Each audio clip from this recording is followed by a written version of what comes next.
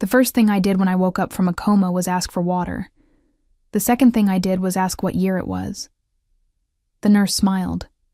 The careful kind of smile that people use when they're about to deliver information slowly, like medicine you have to take in small doses. She told me. I did the math wrong twice before I got it right. 10 years. I had been gone for 10 years. The third thing I did was look toward the door, because I heard voices in the hallway, familiar voices. My mother's, high and breaking. My father's, low and steadying her. And then two others, one I would recognize in any room, in any lifetime, after any amount of time lost. Luna. She walked in first. 33 years old now, where I remembered 32. No, 23. God. 23. She had laugh lines she didn't have before, and something careful behind her eyes, like a person who has practiced a moment so many times in their head that actually living it feels slightly wrong. She looked at me like I was a photograph she had memorized before she ever met me. I was still processing her face when I noticed the hand. Specifically, the hand holding hers. My sister Kate was 2 steps behind Luna, the way a person stands when they're trying to take up less space without disappearing entirely. She was 30 now. I remembered her at 20, loud, scattered, always borrowing my jackets and returning them with the pockets full of gas station receipts. The woman in the doorway was someone else entirely. Quieter, steadier. Wearing a ring on her left hand that caught the hospital light in a way I felt in my back teeth. I knew that ring. I had picked it out. I had paid for it in 4 installments and hidden it in a shoebox under our bed for 6 weeks before I found the right moment to give it to Luna on a rainy Tuesday on our apartment balcony because I was terrible at waiting and the rain felt like permission. That ring was on my sister's finger. Nobody moved. Nobody spoke. The monitor beside me kept its rhythm. Steady, indifferent, counting seconds that I was suddenly very aware of. Then a small voice came from behind all of them. Which one is she? A boy, 10 years old, dark-haired, wearing sneakers with lights in the soles. He pushed gently between Luna and Kate and looked at me with the specific curiosity of a child who has been told a story so many times it stopped feeling real. He tilted his head. I knew his face. I had memorized it from a photograph, months before the accident, when the adoption finally came through after 3 years of waiting. He had been 6 months old in that photo, sleeping, fists curled, entirely unaware that 2 people were crying over his picture in a social worker's office in Seattle. Ben, my son, who had grown up without me in a world I didn't recognize anymore. He looked at the adults for a second, then back at me. Mom told me about you, he said simply. I opened my mouth, closed it, looked at Luna, then at Kate, then back at him. Which one? I asked. He blinked. So did I. Nobody had an answer for that. If this story already has your heart in your hands, you're not alone. Before we go any further, subscribe to the channel so you don't miss a single chapter of Amy's story. And drop a comment below. Are you Team Luna, Team Kate, or Team everyone in this situation deserves a hug and a lawyer? I genuinely want to know where you stand, because I promise, by Chapter 4, your answer might change. Hit the like button if you're staying. Let's go. I want to tell you that waking up from a 10-year coma is dramatic. That there's a moment of clarity, a gasp, a flood of light, and suddenly you're back. Present, whole, ready. I want to tell you that because it would make a better story. The truth is considerably less cinematic. The truth is that it happened slowly, like a radio finding its signal. First there was dark. Then there was something that wasn't quite dark anymore. Then there was a sound, a persistent, rhythmic beep that I would come to despise with a depth of feeling I previously reserved for people who talk during concerts. Then there was pain, low and general, the kind that doesn't announce itself dramatically, but simply exists everywhere at once, like weather. And then, after what felt like a very long Tuesday, there was a ceiling. White, institutional. Familiar in the way that all hospital ceilings are familiar. Designed, I think, to give people something neutral to stare at while they reassemble themselves. I stared at it for what the nurses later told me was 40 minutes before I said anything. I don't remember deciding to stay quiet. I think my brain was simply running updates. 10 years of them, all at once, which explains why I felt like a laptop that had been plugged in after a decade in a drawer. Technically functional, making concerning noises, not to be trusted with anything important yet. The first nurse who spoke to me had kind eyes, and the practiced patience of someone who had done this before. She asked me my name. I told her. She asked me what year I thought it was. I told her 2014. She wrote something down without reacting, which I now understand is a skill they teach specifically for moments like that one. She told me the actual year in the same tone someone uses to read a grocery list, gently, matter-of-factly, as if the information were ordinary. It was not ordinary. It was the opposite of ordinary. It was 10 years of my life summarized in 4 digits, and I sat with those 4 digits for a long time before my mouth remembered how to form words again. I asked for water. I asked about Ben. In that order, which tells you something about the state I was in. I was thirsty enough to ask for water before I asked about my son, and that small fact bothered me for weeks afterward. The nurse told me Ben was fine. She said it with the specific emphasis of someone who has been briefed on what questions to expect. Ben is fine. Luna is fine. Your family is here. All of which was true, and none of which prepared me for the moment the door opened. My mother came in first, and she held my hand for a long time without speaking, which is how I knew things were serious. My mother is not a quiet woman. She narrates. She fills silences like a musician filling measures, instinctively, generously, without pausing to check if the silence wanted company. The fact that she simply held my hand and cried told me more than any sentence could have. My father stood at the foot of the bed with the expression of a man who has spent 10 years deciding what to say and still hasn't gotten there. I loved them both so much in that moment, it was almost unbearable. Then Luna walked in, and for approximately 4 seconds, everything was exactly as it should have been. She was there. She was real. She had grown into herself in the decade I missed. Something more settled in the line of her shoulders. Something earned in the way she held my gaze. I had loved this woman since I was 19 years old. Sitting beside her at a music department orientation that she had attended by accident, looking for the pre-med building. She stayed for the whole thing anyway. That was always Luna, arriving somewhere by mistake and deciding it was exactly where she meant to be. 4 seconds. That's how long I had before I saw Kate's hand in hers.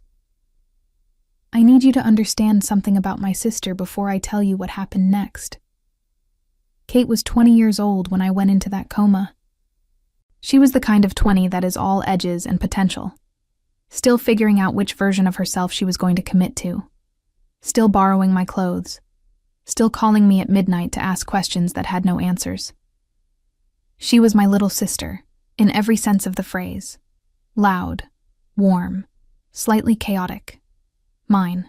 The woman standing in my hospital doorway had her face in her hands and the small scar above her eyebrow from the time she fell off my bicycle in 2009.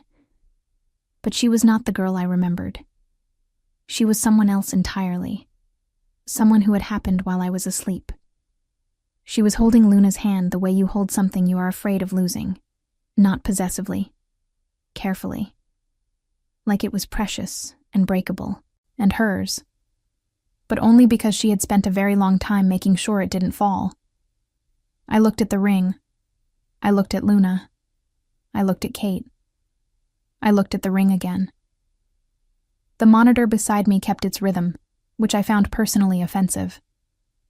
Nothing about that moment deserved a steady heartbeat. My heartbeat should have been doing something dramatic, skipping, stuttering, announcing itself.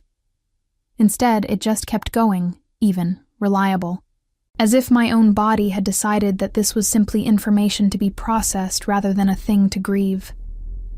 Ben appeared from behind them and asked which one I was, and I asked which mom had told him about me, and nobody had an answer, and that was the moment I understood that I had not woken up into my life. I had woken up into something new, something that had grown in my absence, taken its own shape, made its own rules. And I was going to have to learn it from scratch, like a language spoken in a country where I used to be fluent. I was 32 years old. I had the muscle strength of someone who had never used a gym. My hands, the hands I had spent 20 years training, the hands that had performed at Carnegie Hall at 21 and been called a force of quiet devastation by a reviewer I had printed out and kept in my nightstand. My hands could not hold a cup of water without shaking. I had a son who looked at me like a story he'd been told. I had a fiancé who was married to my sister. And I had a ceiling to stare at while I figured out what exactly any of that meant. I stared at it for a long time. The rehabilitation center smelled like clean laundry and quiet determination, which I found deeply irritating. There is something about a place that is aggressively hopeful that makes a person want to be contrary. I arrived there on a Thursday, 11 days after waking up, transferred from the ICU in a wheelchair that I hated with a passion I hadn't felt about anything in 10 years, which, my therapist would later point out, was actually progress. Feeling strongly about a wheelchair meant I was feeling things. Feeling things meant I was present. I told her that was the most optimistic spin on hating a wheelchair I had ever heard. She said she had a gift. Her name was Iris Park. She was my occupational therapist, and she walked into my room on the first morning with a clipboard, a coffee she did not offer to share, and the energy of someone who had exactly zero patience for the version of me that wanted to lie in bed and stare at the ceiling. She was Korean American, 35, with the kind of dry humor that doesn't announce itself. It just lands, and you're laughing before you realize you decided to. She looked at me the way a contractor looks at a renovation project. Not unkindly, just honestly, like she was already calculating what the work was going to take. She said, "You're going to hate this process." I said I already did. She said, "Good. We skipped the denial phase. I find it boring." Then she put the clipboard down, pulled up a chair, and told me exactly what the next 6 months were going to look like. She didn't soften it. She didn't use the voice. That particular gentle, padded voice that medical professionals sometimes use when they're delivering information they think might break you. She spoke to me like I was an adult who had temporarily misplaced her body and needed a clear plan for getting it back. I hadn't realized until that moment how much I needed someone to do exactly that. I should explain what I had lost, physically, because I think people hear coma and imagine something cinematic, a person lying still, preserved, waiting. The reality is that a body left without active use for 10 years becomes something you have to negotiate with. My muscles had atrophied to a degree that made basic tasks into achievements. Holding a fork was an event. Walking to the bathroom unassisted was, in the first week, not possible. And my hands, I couldn't think about my hands for very long without the thought becoming something I had to put away quickly, like a box you open by accident and close before you see too much. 20 years of piano training, and my fingers moved like they were remembering a language they'd been forbidden to speak. Iris did not let me stay in that box. Every morning she came in with the clipboard and the unshared coffee, and every morning we worked on grip strength, on coordination, on the specific and humbling task of relearning the things that healthy bodies do without thinking. She never celebrated too loudly when I made progress, which I appreciated. Excessive celebration feels like pity wearing a costume. She would note it, move on, raise the bar. That was the rhythm. That was, I started to understand, exactly what I needed. On the 4th day, Luna visited during a session. She stood in the doorway for a moment, watching Iris guide my hand through a repetitive motion exercise, and something moved across her face that she controlled quickly. Guilt, maybe, or grief, or some combination of the two that doesn't have a clean name. Luna was always good at controlling her expressions. It was one of the things I had loved about her, and one of the things that used to make me want to shake her gently by the shoulders. She asked if she was interrupting. Iris said visiting hours were visiting hours. Luna came in, sat in the chair by the window and watched. Nobody spoke for a while. Iris narrated the exercise in the same even tone she always used. I focused on my hand. Luna focused on something in the middle distance. It was the most comfortable and most unbearable silence I had ever sat inside, and at the end of it, Iris excused herself with the tact of someone who understands exactly when 3 is a crowd. The door closed. Luna and I were alone for the first time. She started to speak 3 times before anything came out. I watched her try and stop, try and stop, try and stop. Luna, who was the most articulate person I had ever known. Luna, who had once talked me through a panic attack before a Carnegie Hall performance by describing, in precise and loving detail, every meal we were going to eat in the 3 days after it was over. She had words for everything. She had spent 10 years, apparently, not finding the right ones for this. I said, "Not today." She stopped. I said, "I'm not ready. Not today." She nodded. She stayed anyway, because I didn't ask her to leave. And she knew me well enough to know that not ready and go away are different sentences. She sat by the window while I did my exercises, and before she left, she put her hand over mine for just a moment. Warm, familiar, a gesture so old it lived in my muscle memory, even when my muscles remembered almost nothing else. I told myself it meant nothing. I was not convincing. That night, I lay in the dark and made a list of everything I needed to do. Find out exactly what happened. Talk to Kate. Really talk to her. Not the careful, monitored conversations we'd been having with my parents, present as unwilling referees. Figure out what my relationship with Ben was supposed to look like now, and who got to decide that, and whether the fact that I had no idea how to talk to my own 10-year-old son was something that could be fixed, or just something I was going to have to carry. Figure out my hands. Figure out my life. Figure out how to exist in a world that had done 10 years of living without me, and arrived at conclusions I hadn't been consulted on. It was a long list. I stared at the ceiling until I couldn't keep my eyes open, and then I slept. Really slept. Not the nothing sleep of the coma, but actual, dreaming, restless human sleep. And in the morning, Iris came in with her clipboard and her coffee, and looked at me like I was a project worth taking on. I decided, provisionally, that I agreed with her. I didn't ask Kate for the full story.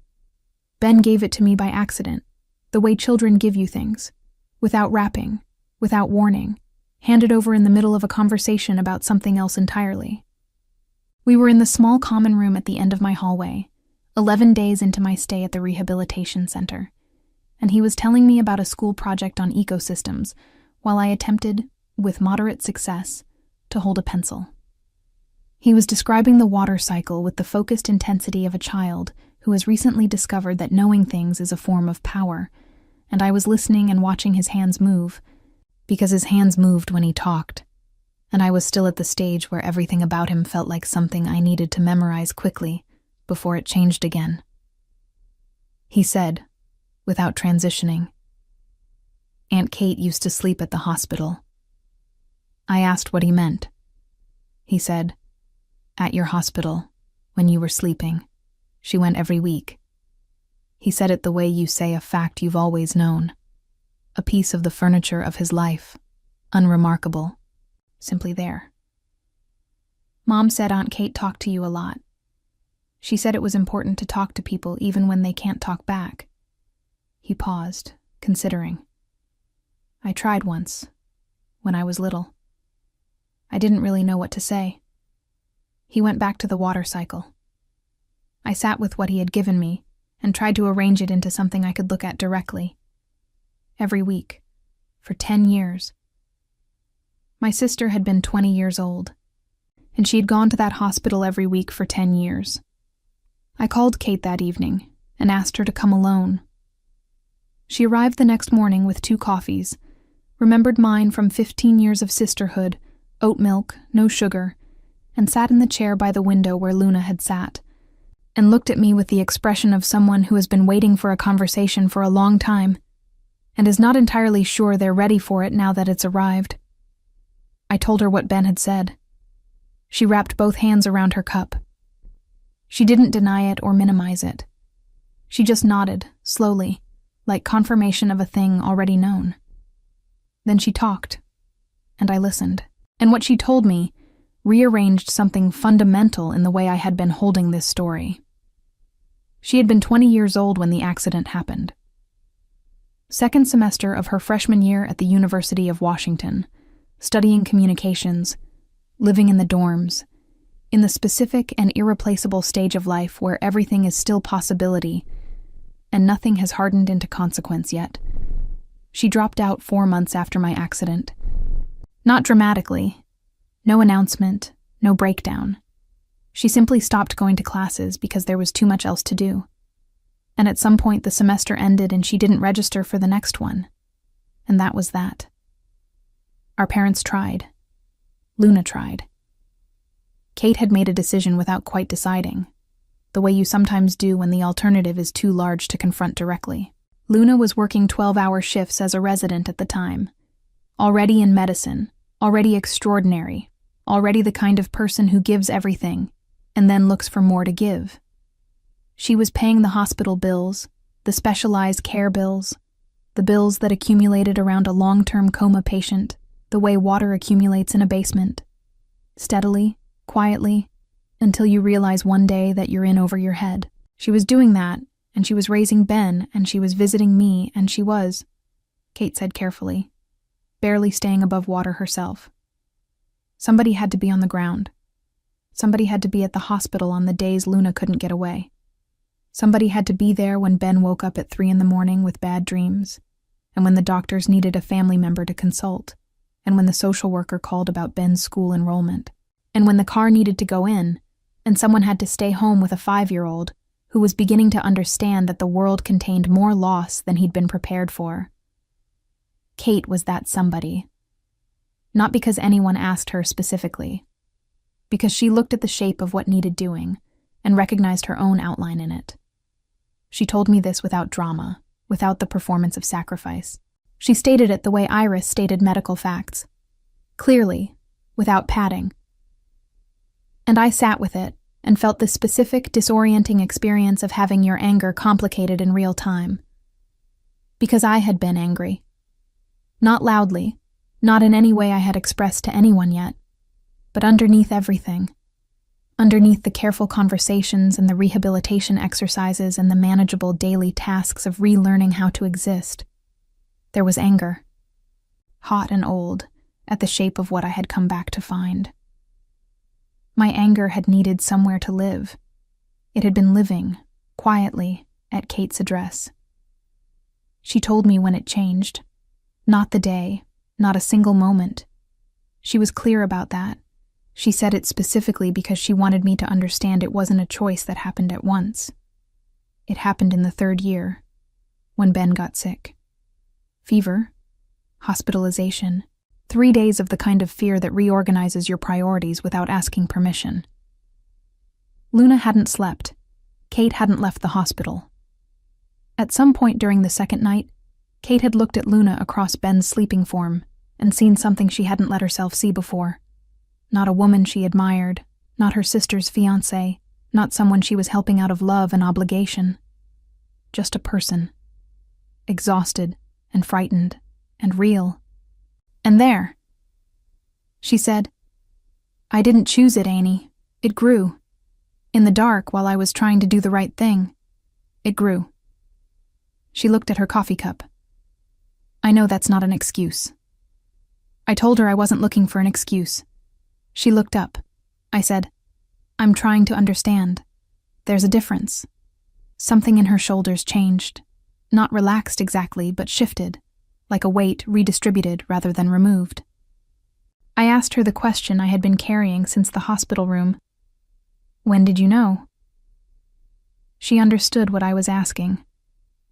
She thought about it honestly, the way Kate had always done things, without vanity, without performance. Probably before I let myself admit it, she said. I kept telling myself it was gratitude, that I was just grateful to have her in my corner. A pause. Gratitude doesn't make you afraid of losing someone the way I was afraid of losing her.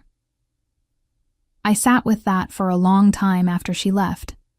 Iris came by an hour later, found me by the window, and asked, with her characteristic absence of preamble, how I was doing. I told her I was processing the fact that my sister was a genuinely good person who had done something that broke my heart, and that both of those things were true simultaneously, and that I found the coexistence of those two facts deeply inconvenient. Iris considered this. That's the worst kind of situation, she said. No villain, just people. She set a cup of tea on the table beside me. She had remembered, without being asked, that I didn't drink coffee. Drama without a villain is exhausting, she added. You can't even be properly angry. I laughed. It surprised me. The laugh. The fact of it. The way it came up without asking. It was the first time I had laughed in what felt like a very long time. Maybe longer than 10 years. Maybe longer than the coma. Maybe all the way back to before I knew how much there was to lose. Iris looked at me when I laughed with an expression she neutralized quickly, professionally, before I could identify it fully. She picked up her clipboard. She told me we had 30 minutes of hand exercises before lunch. I told her I was beginning to find her relentless. She said that was the nicest thing anyone had said to her all week. I believed her, which was either concerning or comforting. I hadn't decided which yet. There is a specific kind of grief that nobody prepares you for, and it's the grief of missing time that already happened. Not time you lost in the abstract, time that was lived, fully, by someone you love, without you in it. Ben had learned to read without me. He had lost his first tooth without me. He had gone through a phase, Kate mentioned once in passing, where he refused to eat anything that wasn't orange, carrots, sweet potatoes, cheddar crackers, orange jello, for an entire month when he was 7, and nobody knew why. And then one day he stopped and never explained it. I would never know why. That was just a thing that happened in his life, a small and specific and entirely his thing, and I had no access to it. I could be told about it. I could never have been there for it. Those are not the same thing, and I was learning, slowly and with considerable resistance, that I was going to have to make peace with that distinction. The first time we were left alone together, it was not planned. Luna and Kate had a meeting with Ben's school counselor. Something routine, a check-in about how he was adjusting to the changes in his family situation, which is what people called it. The changes in his family situation, as if language could sand down the edges of a thing until it stopped cutting. My parents were supposed to come by, but my mother had a migraine, and my father stayed with her. And so at 2:30 on a Wednesday afternoon, Ben was in my room at the rehabilitation center, and there were no adults present except me, and I was not sure I counted yet. He handled the silence better than I did. He sat in the chair by the window. Everyone sat in the chair by the window. It was becoming the chair where difficult things happened, and took out a small sketchbook and began drawing without explanation. I watched him for a while. He drew quickly, with the unself-conscious focus of someone who has never been told they're being observed. He drew what looked like a city underwater. Buildings with fish swimming between them, a traffic light tangled in seaweed, a school bus with a whale resting on its roof. I asked him what it was. He said it was a project. I asked what kind. He said the kind where you draw what a place looks like if everything changes at once. I thought about that for longer than was probably necessary. He asked, without looking up from the sketchbook, "Were you scared in there?" I told him I didn't remember being in there. Not really. That it wasn't like sleeping. It wasn't like anything I could describe. It was more like an absence than an experience. He nodded slowly, considering this with the seriousness he seemed to bring to most things. "Mom said you could hear us," he said. The first mom. He had developed, I had noticed, a system for distinguishing them. First mom for Luna, which was chronology, and Aunt Kate for Kate, which was what he'd always called her, though he'd started dropping the aunt recently in ways that I didn't think he was fully aware of yet. I told him I didn't know if I could hear, that nobody really knew. He said, "I came once, when I was little. I didn't know what to say, so I just told you about my day." He paused. "I had macaroni for lunch. I thought you should know." He said it completely seriously, and I laughed, and he looked up from the sketchbook for the first time and examined my laugh with the evaluating expression of a child deciding whether something is trustworthy. Apparently it passed inspection, because he went back to drawing. "You have a good laugh," he said simply. "Kate's laugh is louder. Mom's laugh is more like a snort. Yours sounds like a piano." I didn't have words for that. I stored it somewhere I could find it later. We talked about small things after that. School, the sketchbook, a book he was reading about deep-sea creatures that had bioluminescence, which he pronounced carefully and correctly and with evident pride. He explained bioluminescence to me in more detail than was strictly necessary, and I let him, because I wanted to hear him talk, and because I was storing everything, cataloging it, the way you catalog a place you're visiting and are afraid you might not get back to. He was funny. Unexpectedly, specifically funny. Dry in the way that children are sometimes dry when they've spent a lot of time around adults, picking up rhythms of speech that are slightly too old for them and wearing them comfortably anyway. An hour passed. He closed the sketchbook and looked at me with the direct assessment that was, I was realizing, simply how he looked at things. Not rudely, not coldly, just honestly. "Can I ask you something?" I told him he could ask me anything. He said, "Are you mad at them?" I asked who he meant. He said, "You know who?" I did know who. I told him it was complicated. He said, "I know it's complicated. I'm 10, not 5. I told him, because he had earned honesty. "I'm not mad. I'm adjusting." He thought about that. "Me too," he said.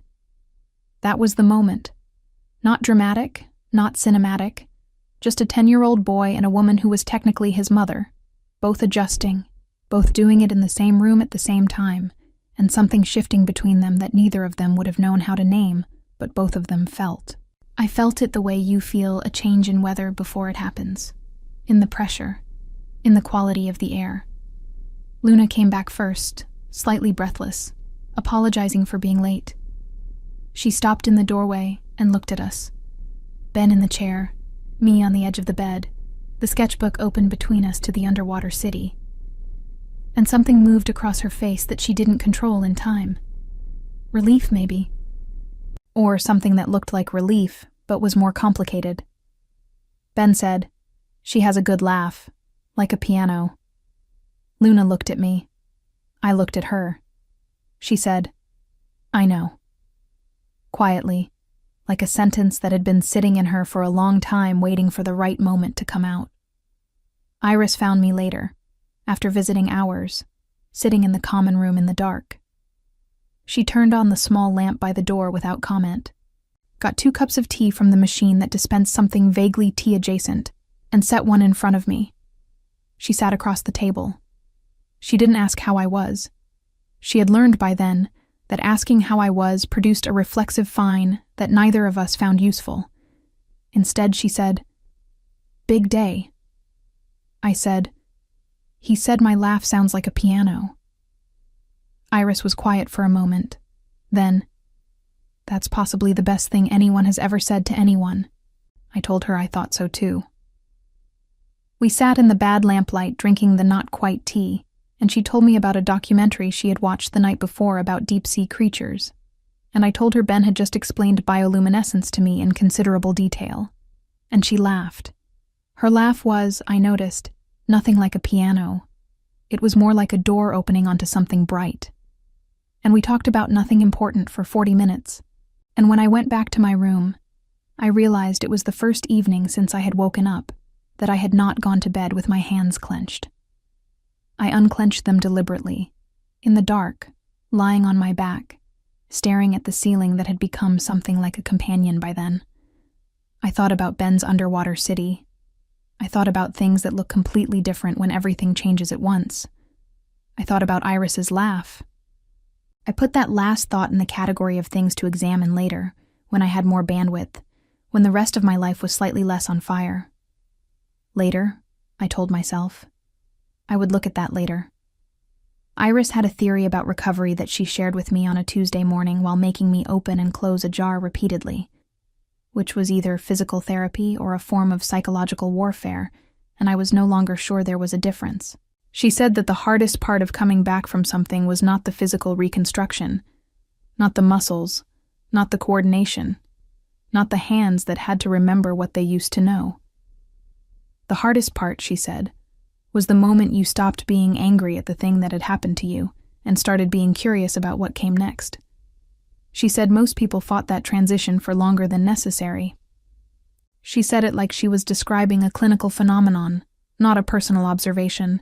In the precise and slightly detached way she said most things that were, I was beginning to understand, anything but detached. I asked her how you knew when the transition was happening. She said, "You stop asking why it happened and start asking what you do about it." I told her I was still very much in the why phase. She handed me a slightly larger jar.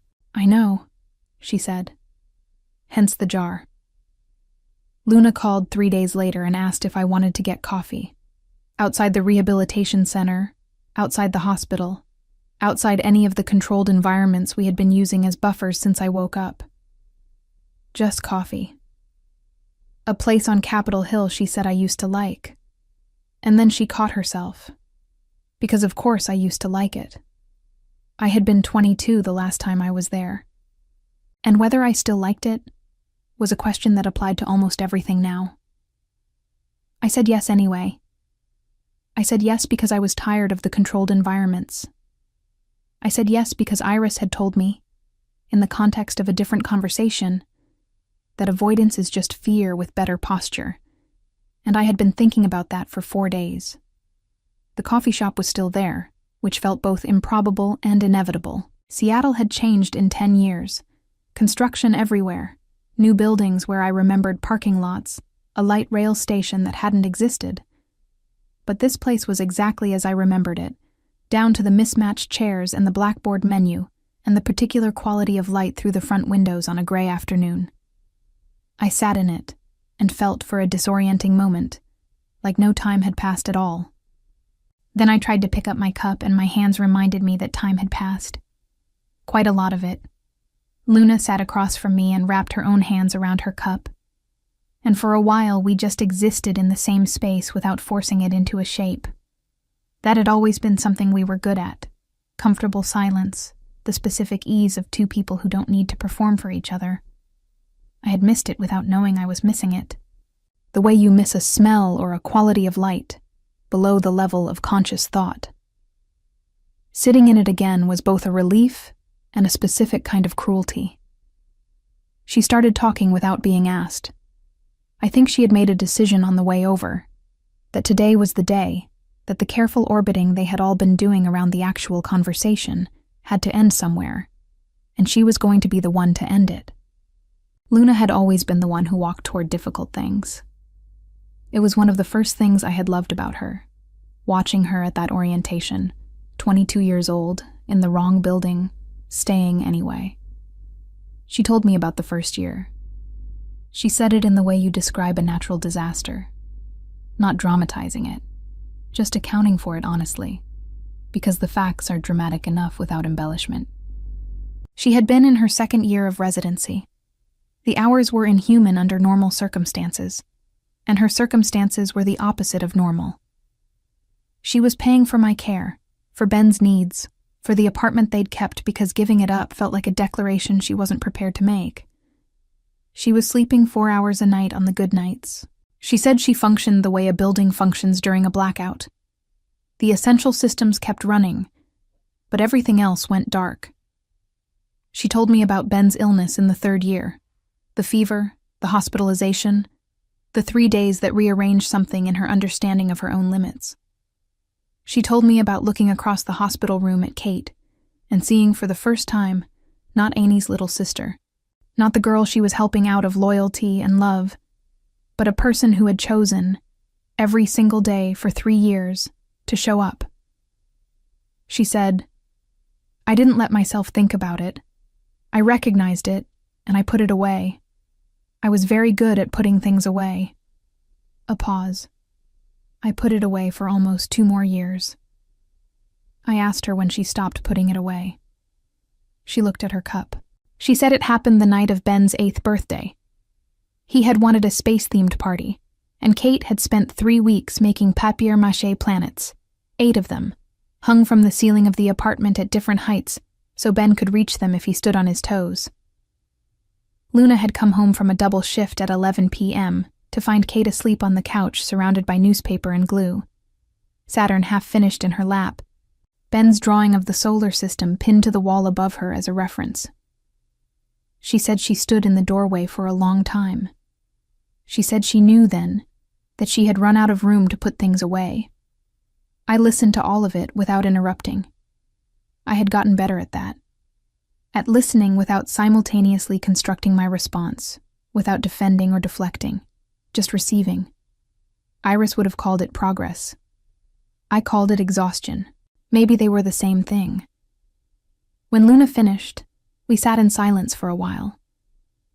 The coffee shop noise moved around us. The espresso machine, someone's laptop, 2 people laughing at the table by the window. Ordinary sounds. The sounds of a world that had been having an ordinary Tuesday every Tuesday for 10 years while I was not in it. I had been finding that strange and painful. In that moment, for the first time, I found it almost comforting, evidence that ordinary life persisted, that it was still available, that the machinery of regular days had kept running, and I was allowed to access it now. I said, "I know you didn't choose it." She looked up.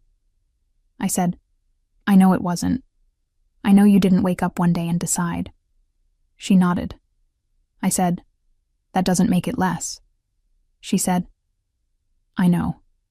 I said, "But it makes it different than what I thought it was." She asked what I thought it was. I considered that honestly. "I think I needed it to be simpler," I said. "I think I needed there to be a moment where someone did something wrong, because that would have been easier to be angry at." Luna, is it easier now? Me, no, but it's more accurate. She reached across the table, not for my hand. She stopped short of that, left her hand on the table between us, not reaching, just present. An offering. I looked at it. I didn't take it, and I didn't move away from it.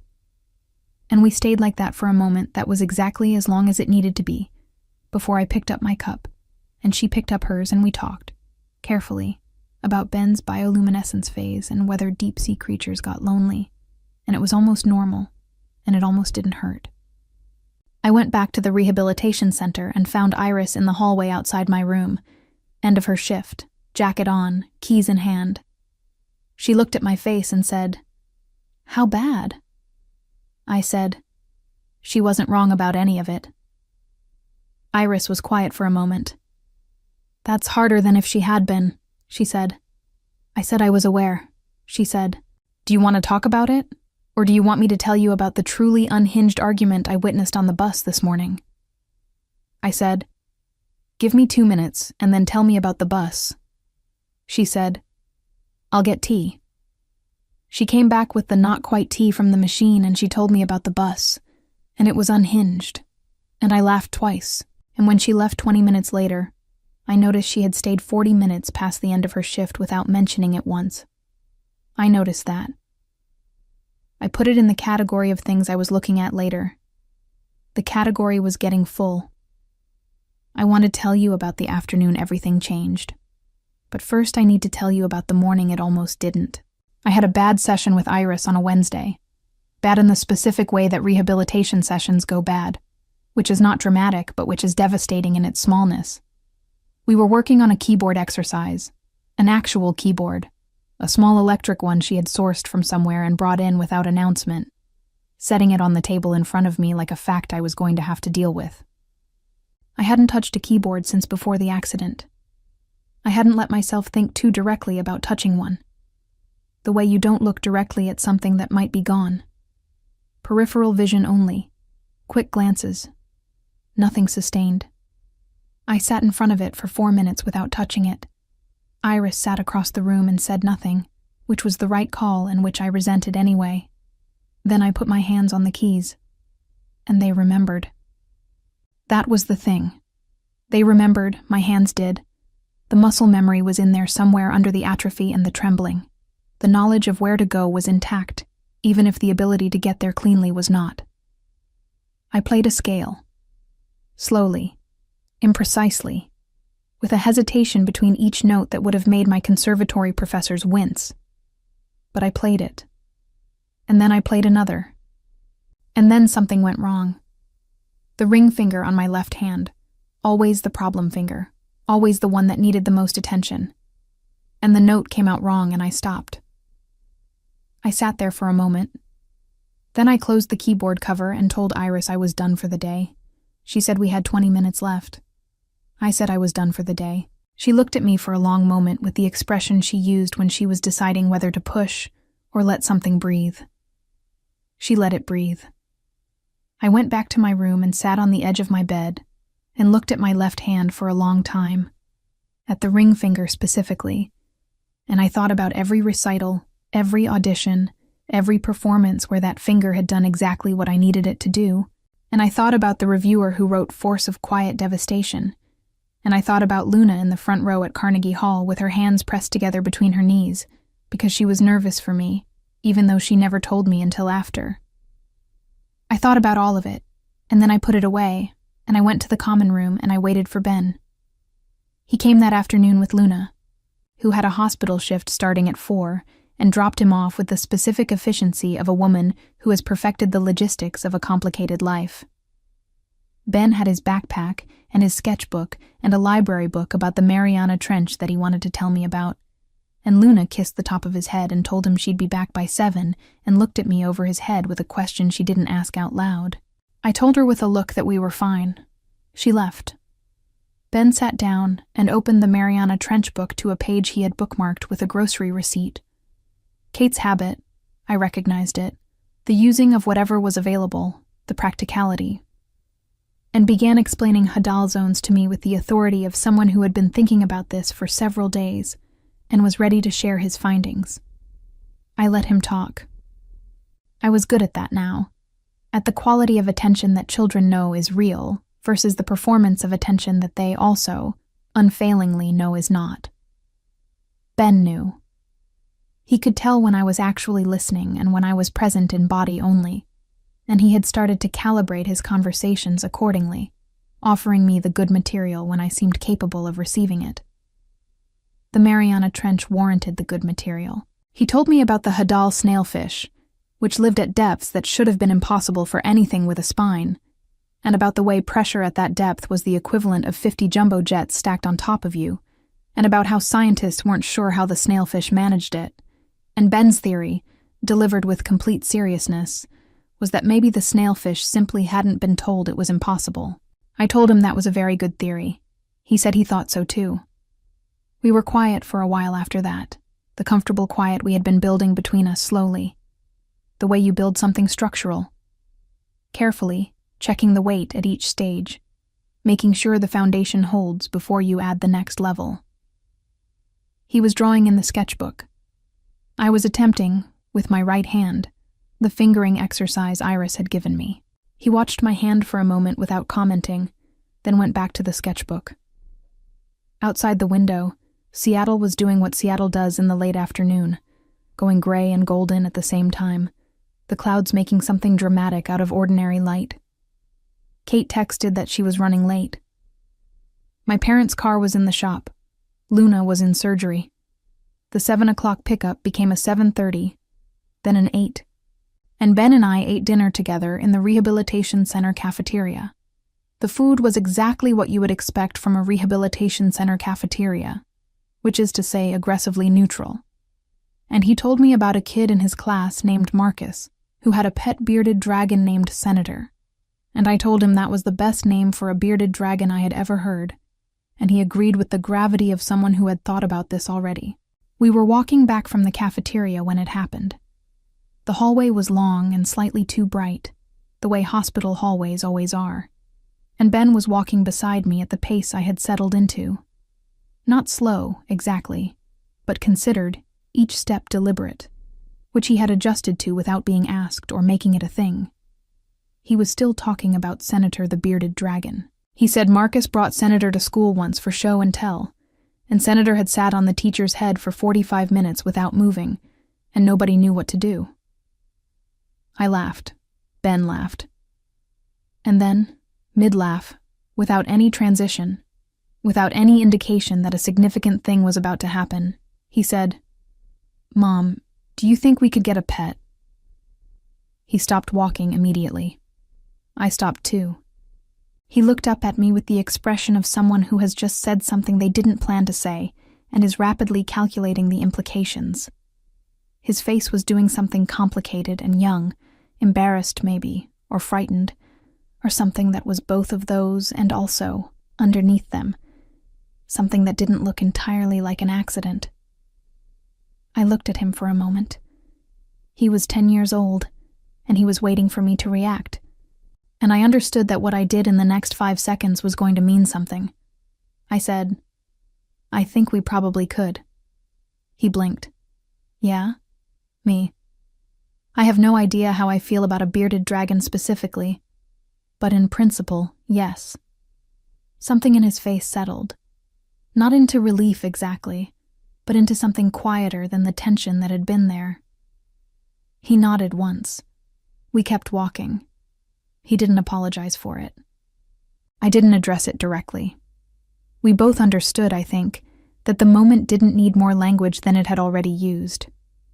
Sometimes the right response to a significant thing is to let it be significant, without making it into an occasion. We walked back to my room and he showed me 3 more pages of the Underwater City sketchbook, and at 8:15, Kate arrived slightly breathless with apologies, and Ben hugged her with the easy physical comfort of long familiarity. And I watched that and felt, cleanly and without complication, glad. Glad that he had that. Glad that it existed. Kate looked at me over his head, similar to how Luna had looked at me when she dropped him off, and I gave her the same look back. We're fine. And I meant it in a way I hadn't entirely expected to mean it. Iris was not there that evening. Her shift had ended at 5. But she had left something on the table in my room. The small keyboard, set up, with a sticky note on top. The note said, "The snailfish didn't know it was impossible. For what it's worth."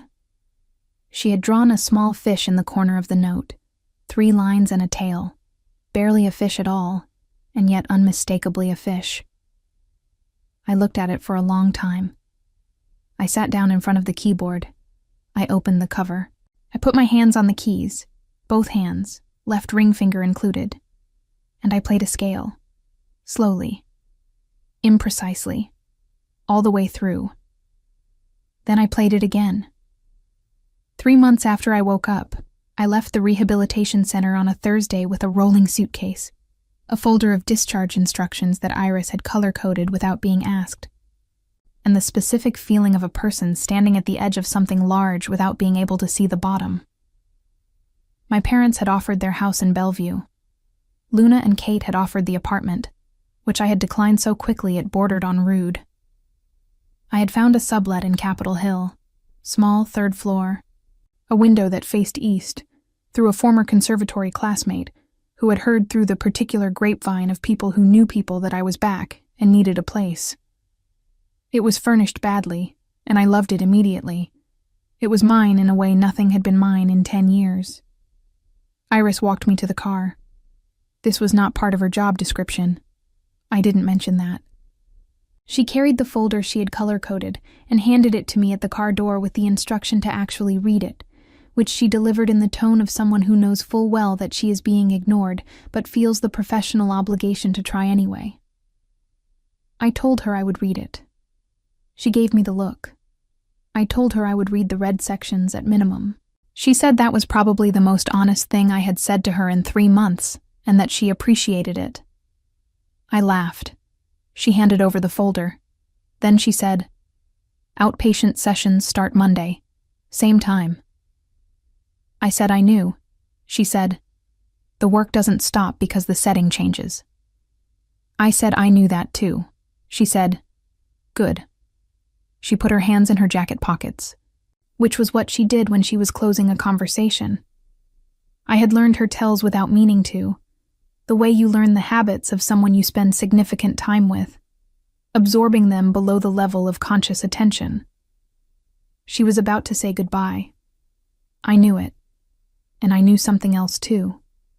Something I had been storing in that category of things to examine later. The category that had been accumulating for weeks, and I made a decision that surprised me slightly. I said, "Iris." She looked at me. I said, "Thank you. Not for the therapy. I mean, for the tea, and the bus story, and the fish note." She was quiet for a moment. Something moved in her expression, not the controlled professional neutral she was good at, but something underneath it, something that had been there for a while if you knew where to look, which I was only recently admitting that I did. She said, "The fish was a creative stretch." I said, "It was a perfect fish." She said, "It was 3 lines." I said, "Unmistakably a fish." She almost smiled. The almost smile she had, the one that happened before she decided whether to let it become a full one. This time she let it. She said, "Monday." I said, "Monday." I got in the car. I thought about the almost smile for the entire drive to Capitol Hill. The outpatient sessions were different from the inpatient ones in the way that all things are different when you remove the controlled environment. Slightly less contained, slightly more real. I came to the clinic 3 times a week. I was improving, measurably, in ways that Iris noted in her clipboard, without excessive celebration, and which I found, in the noting, more meaningful than any effusive praise would have been. My hands were not what they had been. They might never be exactly what they had been. I was making my peace with that in the slow, non-linear way that making peace with things actually happens, which is nothing like the clean resolution the phrase implies, and much more like renegotiating a contract repeatedly until both parties are too tired to keep arguing.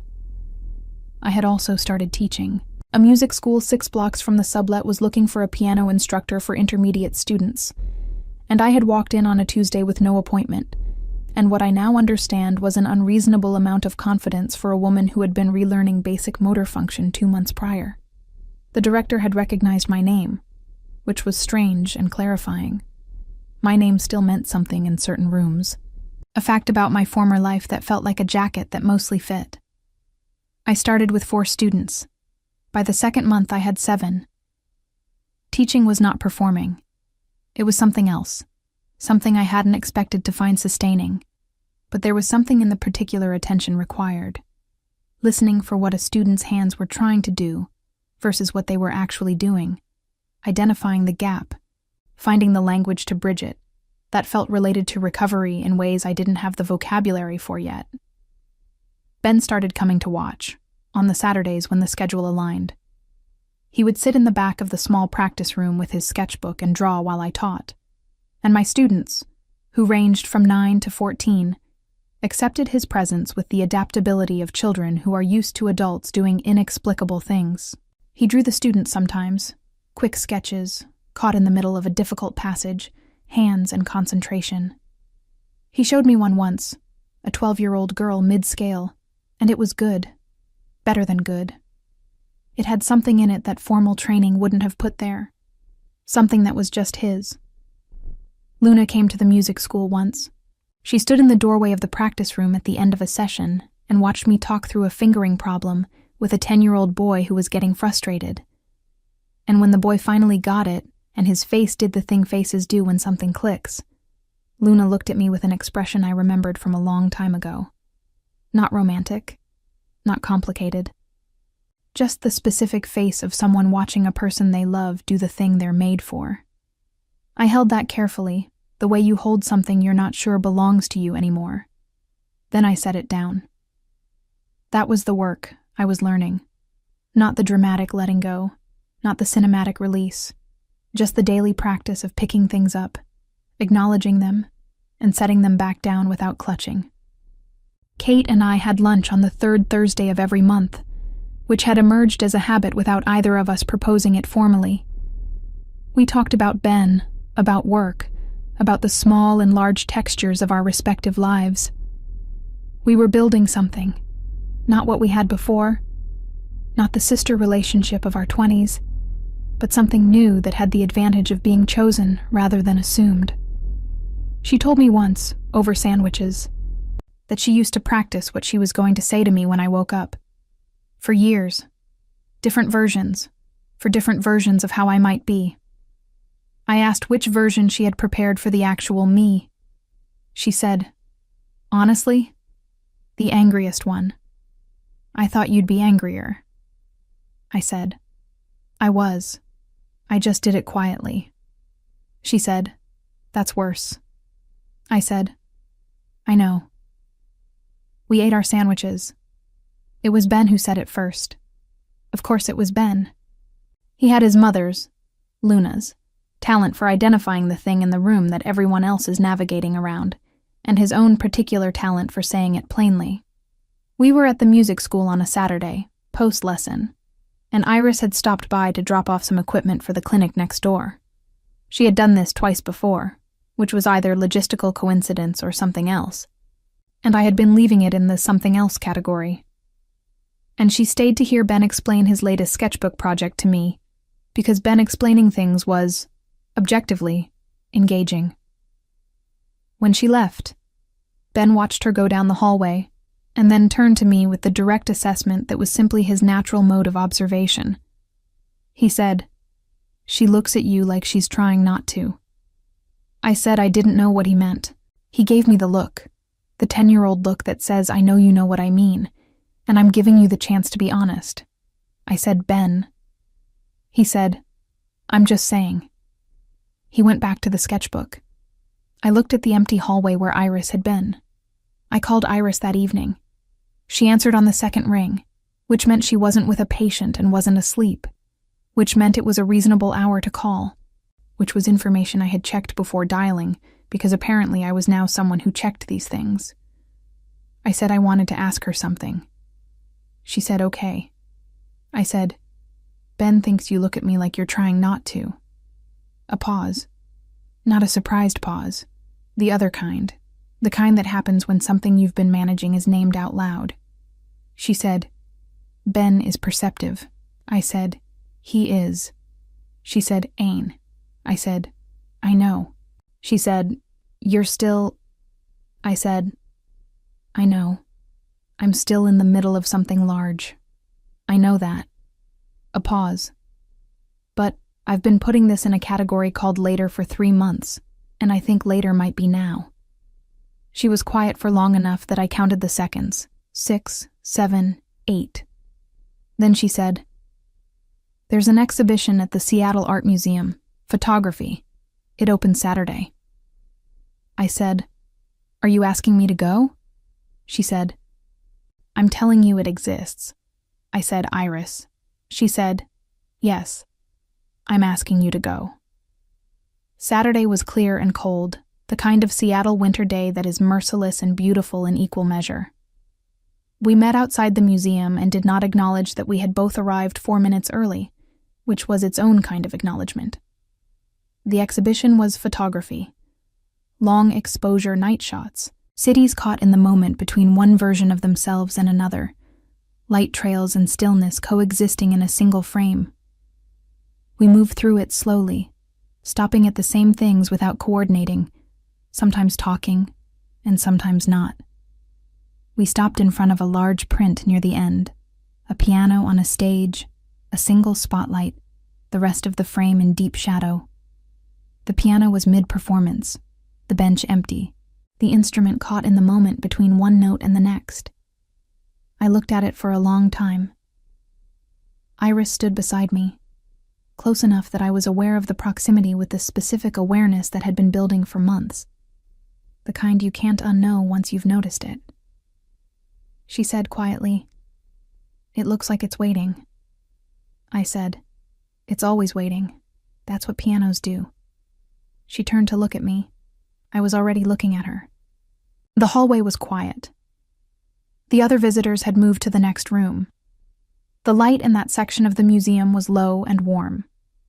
Iris looked at me with the expression she had been not showing me for 3 months, the one I had been catching at the edges and filing away, and I looked back at her without filing anything, without categorizing, without putting it anywhere except exactly where it was.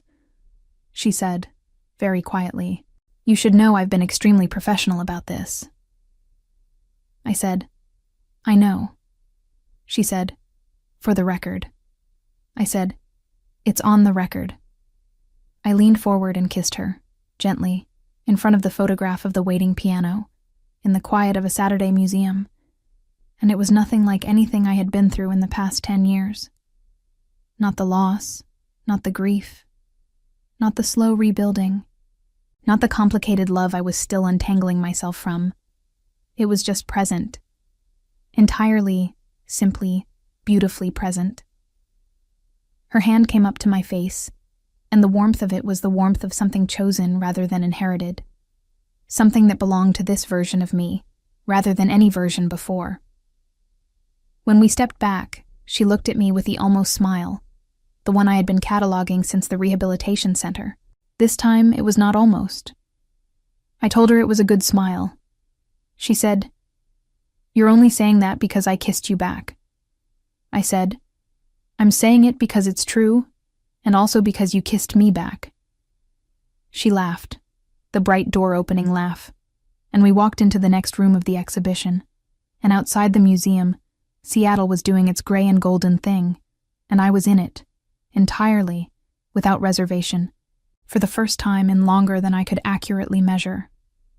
6 months after I walked out of the rehabilitation center with a color-coded folder I mostly read, I stood in front of a full concert hall for the first time in 10 years, and understood, with the particular clarity that only arrives when you stop chasing it, that I was not the same pianist who had left. The Aine Calloway who had performed at Carnegie Hall at 21, the one the reviewer called a force of quiet devastation, the one who practiced 8 hours a day with the focused intensity of someone who believed perfection was a place you could actually arrive at. She was gone. Not erased, not lost. Just finished, the way a chapter is finished, complete within itself, not lesser for being over. The pianist standing at the edge of that stage was someone else. Someone who had learned, at considerable personal cost, that devastation and quiet were not only things you performed, but things you survived, and that surviving them changed the way you touched everything afterward. I walked to the bench. I sat down. I put my hands on the keys, both hands, left ring finger and all. And I played. It was not perfect.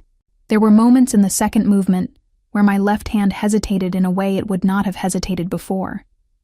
A microsecond of negotiation between intention and execution that a trained ear would catch. My former professors would have caught it. I caught it myself in real time, and kept going, because Iris had told me 6 months ago that the problem was not falling, and she had been right about that. And she had been right about most things. And I had developed a policy of trusting her on the matters where she had demonstrated reliable judgment, which was most matters. I kept going. The hall was with me. I could feel it. That specific and irreplaceable thing that happens between a performer and an audience when something real is being transmitted. When the music is not a demonstration, but a conversation. I had forgotten what that felt like. I had not forgotten how to do it. Ben was in the third row. He had dressed up, which he had announced in advance was not because anyone told him to, but because he had decided it was a significant occasion, and significant occasions warranted a button-down shirt, a position he delivered with the authority of someone who has thought carefully about his standards and will not be negotiating. He sat between Luna and Kate, his sketchbook in his lap. I had told him he could draw during the performance, that I wanted him to draw during the performance, that there was no version of this night where he sat still and bored while I played when he could be making something. And I could see from the stage that he was drawing. I could not see what. I found out afterward. He had drawn the hall from his seat, the stage, the light, the piano, and a figure at the bench rendered in his particular style, all intention and motion, caught between one note and the next. At the bottom of the page he had written, in his careful 10-year-old handwriting, "The snailfish didn't know it was impossible." He gave it to me after the performance, folded in half, presented with the casualness of someone who understood it was significant, and had decided the significance didn't require ceremony. I unfolded it. I looked at it for a long time. I folded it again and put it in my jacket pocket and kept it there for the rest of the night. Iris was in the 5th row. We had discussed, with the practicality that was native to both of us, whether it was too soon for her to be at a significant public event in the context of whatever we were, and had concluded that too soon was a concept that applied to people who had more time to be cautious with, and that neither of us qualified. She had worn a dark green dress that I had not seen before, and which I mentioned, in the car on the way, that I appreciated. And she had told me that appreciation noted, moving on, "You're going to be late for your own concert." She had been in the 5th row the entire performance, and I had not looked at her because performers don't look at specific people in the audience, and also because I had known exactly where she was without looking. The way you know without looking where a window is, in a room you've spent enough time in. Afterward, in the green room, there was the specific chaos of post-performance. Flowers, congratulations, my parents, colleagues from the conservatory world who had heard I was back and wanted to see it with their own eyes, the particular social demands of a night that means something. I moved through it. I was good at it, or getting good at it again. The performance of being present in a room full of people who needed something from you. My mother cried, which was expected. My father shook my hand and then hugged me, which was not expected, and which undid me slightly at the edges, though I held it together. Kate hugged me and said, very quietly, into my shoulder, "She would have been proud of you." I knew she meant the old Annie. I told her the old Annie would have been proud of both of us. She pulled back and looked at me, and neither of us said anything else because nothing else was needed. Luna found me near the end of the evening, when the room had thinned. She looked, as she always looked, like someone who had arrived at the right place after a long journey, settled, earned, present. She said, "You were extraordinary." I said, "I was different." She said, "Those aren't opposites." I looked at her, at this woman I had loved since I was 19, who had loved me back, who had built a life in the space my absence left, who had done it with grief and integrity and the particular human messiness that neither of us had been prepared for. I looked at her, and I felt, cleanly and without the complicated undertow that had been there for months, something that was close to gratitude, not for what happened, for what remained, for the fact that she was standing in front of me, whole, in a life that had broken and rebuilt itself around people worth rebuilding for. I said, "You're good for each other." She understood what I meant. She didn't perform surprise or deflect it. She said, "I know." Quietly, honestly, without apology and without guilt. Just the truth of a thing that had grown in the dark and turned out to be real. She said, "Are you okay?" I considered that genuinely, the way I had learned to consider questions rather than answering them reflexively. I said, "I'm somewhere in the direction of okay. That's more than I had 6 months ago." She nodded. She touched my arm briefly, the way you touch something that was once yours and is now simply beloved, with tenderness and without possession. Then she went back across the room to Kate, who was talking to Ben, who was explaining something with his hands, and the three of them stood together in the warm light of the green room and looked, from where I was standing, like exactly what they were. Iris appeared at my elbow with 2 glasses of water, and the expression of someone who has been waiting for a natural opening with the patience of a person who is genuinely good at waiting. She handed me 1 glass. I drank it. She looked at the room, and then at me, and said, "How are your hands?" It was the question she had asked me 3 times a week for 6 months. The clinical question, the professional question. Except she was not my therapist anymore. She was the woman I had kissed in a museum in front of a photograph of a waiting piano, and we both knew it. And she asked it anyway, because it was also a real question. The most real question. The one that meant, "Are you here? Are you in this? Are you okay in the way that matters most to you?" I flexed my left hand, opened it. The ring finger moved cleanly. Not perfectly. Not the way it had moved at 21, but without hesitation, without negotiation, just motion. I said, "Better." She looked at my hand, and then at my face with the expression I had been cataloging for months, the one she had stopped trying to neutralize. She said, "Better is enough." I said, "Better is everything." We stayed at the reception until Ben began showing signs of the specific deterioration that overtakes 10-year-olds after 9 p.m. Not tiredness exactly, more like a gradual loosening of the social structures that hold a person together, a slight unraveling at the edges. He had drawn 4 pages in his sketchbook during the evening and told 3 different adults about the Hadal snailfish, which he was still, apparently, thinking about. Kate took him home. Luna followed shortly after. My parents left with the contentment of people who have been given back something they had learned to live without and have not yet run out of gratitude for it. The room emptied by degrees until it was me and Iris and a catering staff that was beginning, politely, to clean up around us. We walked out into the Seattle night, which was cold and clear, the kind of cold that makes the city look deliberate. Every light purposeful, every surface sharp. We walked without a destination, which was something we had developed a habit of. The purposeless walk that was actually the most purposeful thing. The walk that was just being in the same place at the same time without an agenda. My heels on the pavement, her shoulder near mine. The city doing what cities do at night, which is continue, indifferently and beautifully, in all directions at once. She said, "What are you thinking?" I said, "I'm thinking about how long I spent trying to get back to the life I had."